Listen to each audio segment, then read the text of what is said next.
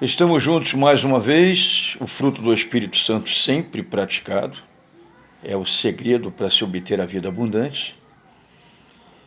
E estamos juntos sempre para enfocar um assunto polêmico ou um assunto de muito interesse. No caso agora, um assunto de muito interesse, ou seja, falar em línguas, que é uma espécie de status espiritual, né? No meio evangélico, no meio cristão. Falar em línguas dá destaque. E as pessoas correm atrás do destaque, né? Muitas correm atrás do destaque. Então a pergunta é a seguinte: será que todo mundo vai falar em línguas? É claro que não. É claro que não. Eu vou exemplificar com fatos bíblicos, divididos em 3 atos, que vão representar 3 tipos de pessoas que seguem a Cristo. Primeiro ato, a Bíblia diz em vários locais, Mateus 4, 25, Mateus 7, 28, Mateus 8, 1 e Mateus 19, 2. Nessas passagens, que também se repetem lá em Marcos e Lucas, né? Porque os evangelhos falam muitas coisas iguais, né? Contado por pessoas diferentes, que Jesus era seguido por multidões. Sim, não por uma multidão, mas por multidões. É como se ele, estando na Praça Seca, aqui em Jacarepaguá, ou em outro qualquer lugar, viessem pessoas de multidões de tudo quanto era lugar adjacente. Aqui no exemplo que eu dei, Praça Seca em Jacarepaguá, suponha que viessem pessoas de Madureira, pessoas da Freguesia, pessoas do Tanque, pessoas do Pechincha, pessoas de Marechal Hermes, vinham multidões de tudo quanto era lugar para ver os milagres de Jesus Cristo, né? E muitos vinham não pelos milagres ou pela palavra poderosa dele, mas vinham pelos pães e pelos peixes. Porque a gente fica lá com Jesus e depois tem uma distribuição milagrosa e todo mundo come fartamente até não aguentar mais. É muito bom e a gente está passando fome, vamos lá. Então, suponha que Jesus, o ministério dele foi de 3 anos e meio, ou seja, 1.260 dias. Isso é uma conta aproximada, só para dar ideia. 1.260 dias. A Bíblia diz que ele ia para o templo e lá ficava ensinando a palavra o dia todo, as pessoas que estavam lá ouvindo. Então vamos fazer uma hipótese. 260 dias desses 1.260, Jesus passou no templo. E 1.000 dias ele passou com multidões fora do templo, seguindo ele. Não é?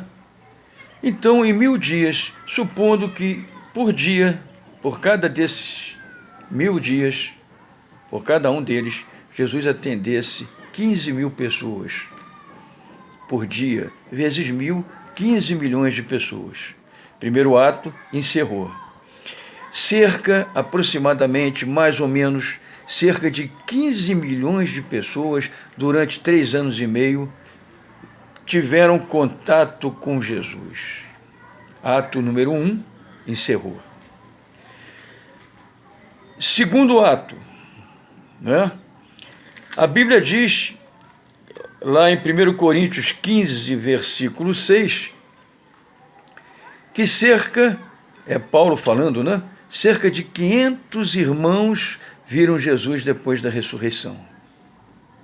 Ué, mas dos 15 milhões, só 500 viram Jesus depois da ressurreição? Muito pouco, né?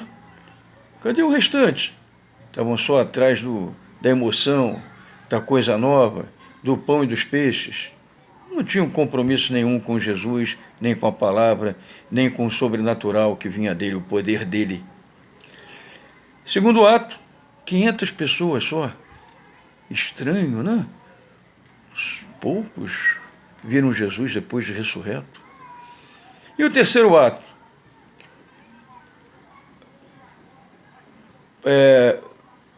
Pedro, né, o Lucas, que escreveu Atos, né, diz que Pedro levantou entre os irmãos cerca de 120 pessoas. Isso no capítulo 1 de Atos.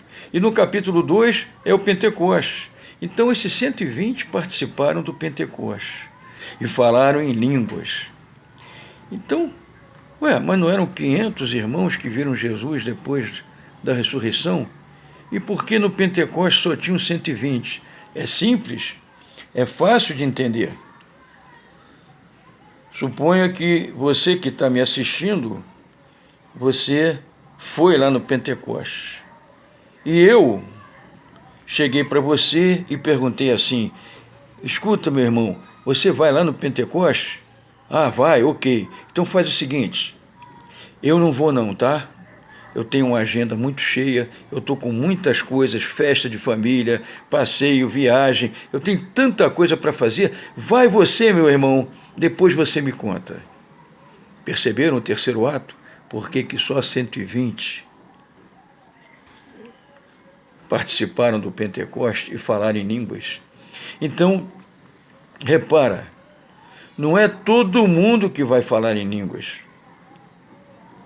É um processo seletivo, né? Quem vai se purificando, quem vai se santificando, quem vai obedecendo a palavra de Jesus, quem tem aquele firme propósito, eu vou obedecer a Jesus, o Espírito Santo habita dentro de mim, o Espírito Santo me ajuda, eu quero chegar lá, cada vez crescendo mais na palavra, na obediência, e eu sei que o sobrenatural vai acontecer na minha vida. São esses que chegam no Pentecostes. Pentecostes continua existindo, né? Lá eles falaram línguas conhecidas e anunciaram o Evangelho para todo mundo que estava em Jerusalém ouvir na sua própria língua, línguas conhecidas. Na casa de Cornélio, um centurião romano que se converteu, na casa dele, as pessoas que ele pregava o Evangelho, Pedro, quando chegou, todos falaram em línguas antes de serem batizados nas águas. Então, todo mundo vai falar em línguas? Não. Daqueles 15 milhões de pessoas, 500 viram Jesus ressuscitar, o ressurreto. E só 120 participaram do Pentecostes. Por quê? Porque é preciso levar a sério a palavra. É preciso conhecer a palavra, é preciso obedecer essa palavra e muito bem obedecida. É preciso ter uma fidelidade à prova de tudo, ser fiel à palavra e obediência a Cristo em tudo. Aí sim, são poucos os que falam em línguas, não são todos que vão falar. Em 1 Coríntios 12 ou 14, se você ler o capítulo 12 e o capítulo 14 de 1 Coríntios, você vai ficar formado em línguas, né? Paulo diz lá que o Espírito Santo é quem distribui os dons para quem ele quer. E ele distribui os dons, não é língua para todo mundo, não é fazer o bem. Cada um tem o seu dom específico. A Igreja de Cristo como um todo tem todos os dons, mas você, nós não temos, cada um de nós, todos os dons. Eu tenho alguns, você tem outros, vocês têm outros, e nós juntos temos todos. Amém? Glórias a Deus. Jesus é o nosso Senhor, sigam a Ele. E só fala em língua quem busca, quem paga o preço. Em nome de Jesus. Amém. Glórias a Deus.